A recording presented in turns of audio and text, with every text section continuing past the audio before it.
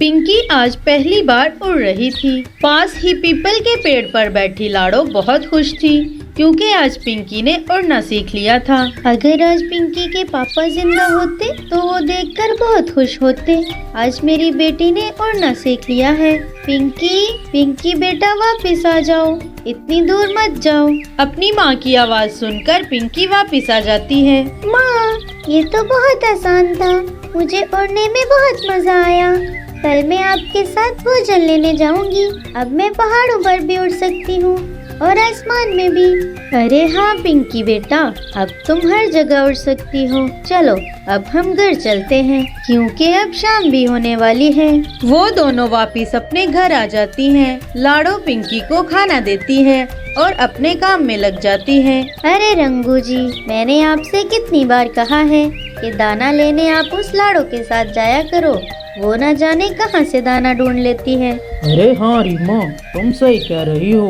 लाडो सब जानती है कि जंगल में दाना कहाँ से मिलता है। अगले दिन सुबह ही रंगू लाडो के दरवाजे पर आ जाता है और दरवाजा खटखटाने लगता है। अरे रंगू भैया, आज सुबह सुबह आप यहाँ, क्या बात है? सब ठीक है ना? अरे हाँ लाडो, मैंने सोचा क्यों न मैं तुम्हारे साथ दाना ढूंढने जाऊँ। मुझे अकेले दाना ढूंढने में बहुत दिक्कत होती है। रंगू भैया, आज पहली बार पिंकी भी मेरे साथ दाना लेने जा रही है। पिंकी, पिंकी बेटा चलो, हमें दाना लेने जाना है। हाँ माँ, मैं अभी आई। पिंकी भी घर से बाहर आ जाती है और वो तीनों दाने की खोज में निकल पड़ते हैं। लाडो सब जानती थी कि दाना कहाँ से मिलेगा और मीठे फल कहाँ से मिलेंगे। लाडो तीनों को साथ लेकर घने जंगल में आ जाती है।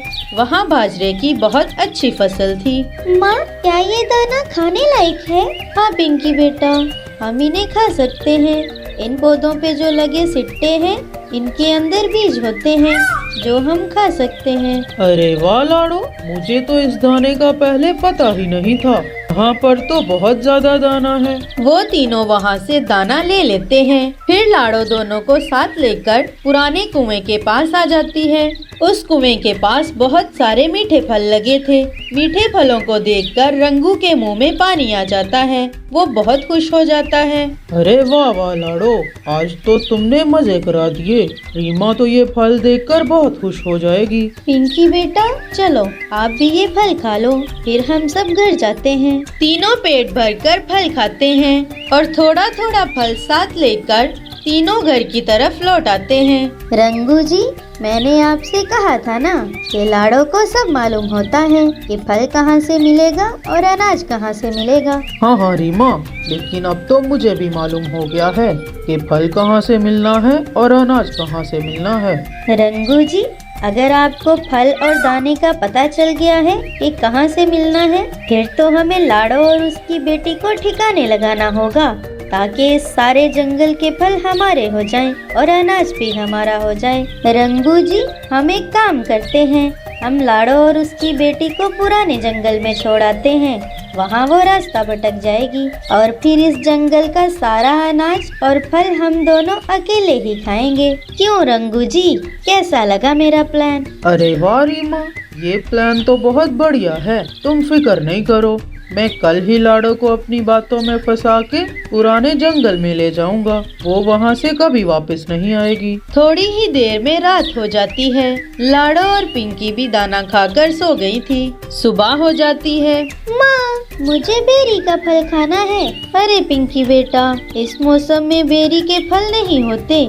जब मौसम आएगा तो मैं आपको जरूर खिला दूंगी। वो दोनों अपने घर के बाहर बैठकर बातें कर रही थी कि तभी वहाँ पर रंगू आ जाता है। अरे लाडो, मैं जानता हूँ कि बेरी का फल कहाँ से मिलेगा। पिंकी बेटा, मैं तुम्हें ला के दूंगा बेरियाँ। रंगू भैया, अगर ऐसी बात है तो आप हमें साथ लेकर जाओ। पिंकी तो रोज बेरी मांगेगी, लेकिन आप रोज रोज कहाँ से ला दोगे? आप हमें जगह दिखा दो, हम खुद ही वहाँ से ले आएंगे। ठीक है लाडो, ये तो बहुत अच्छा है। तुम वहाँ पर बेरी के पेड़ भी देख लेना। रंगू उन दोनों को साथ लेकर पुराने जंगल की तरफ निकल पड़ता है। उड़ते उड़ते पिंकी बहुत थक जाती है। लाडो चिड़िया की ऐसी ही अच्छी अच्छी कहानी सुनने के लिए YouTube सर्च बार में सर्च करें सफारी बडीज। और एक पेड़ पर बैठ जाती है। अरे पिंकी बेटा, क्या हुआ? आप बैठ क्यों गई हैं? माँ, मैं बहुत थक गई हूँ, मुझे नहीं खानी बेरी। चलो हम घर वापस चलते हैं, प्लीज माँ। अरे अरे पिंकी, अब तो बहुत करीब हैं बेरी के पेड़। तुम हिम्मत करो, हौसला रखो, बस थोड़ी ही देर में हम वहाँ पहुँच जाएंगे। फिर तुम पेट भर बेरियां खाना और साथ भी ले आना। रंगू की ये बात सुनकर पिंकी मान जाती है और वो तीनों फिर से उड़ने लगते हैं। रंगू उन्हें काले जंगल की तरफ ले जा रहा था। लाडो भी बहुत हैरान थी क्योंकि उसने ये जंगल पहली बार देखा था। रंगू भैया, मुझे तो बहुत डर लग रहा है, ये जंगल तो बहुत ही खौफनाक है। अरे अरे लाडो, तुम टेंशन मत लो, यहाँ आराम से बैठो। वो सामने जो कांटेदार पेड़ है उसके पीछे बेरी के पेड़ हैं।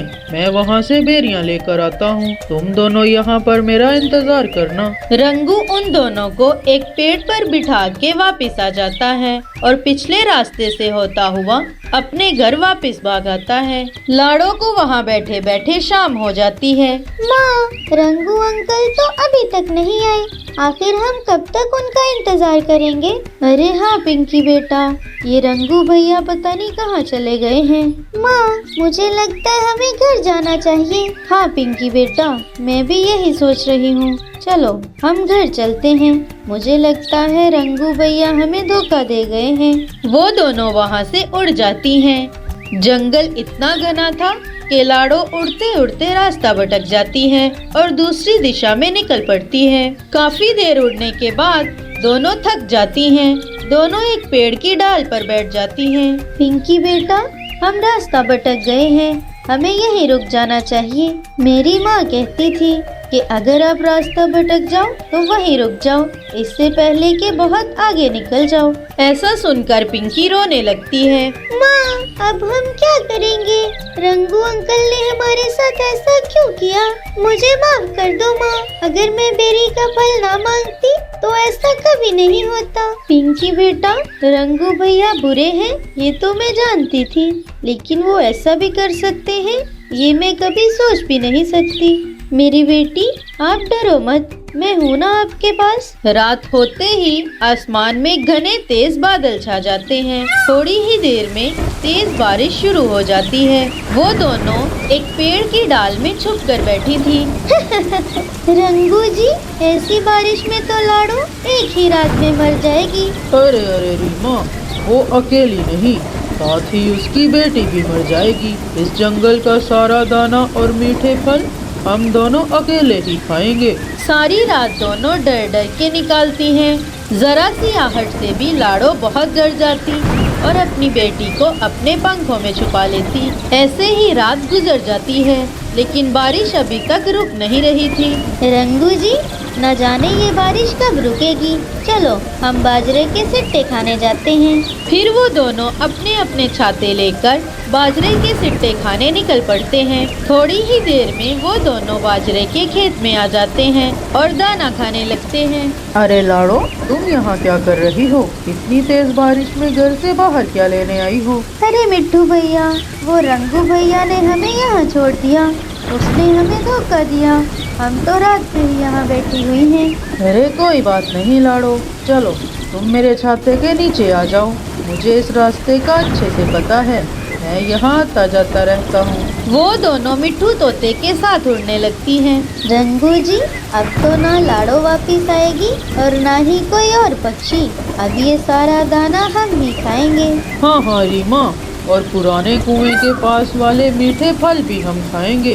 पास वाले पेड़ की डाल पर बैठे लाडो, पिंकी और मिट्टू तोता ये सब सुन रहे थे। रंगू भैया, आपने अच्छा नहीं किया, आप मेरे दोस्त नहीं हो, आपने मेरा बुरा चाहा, आपने मुझे मारने की कोशिश की, लेकिन मैं फिर भी जिंदा लौट आई।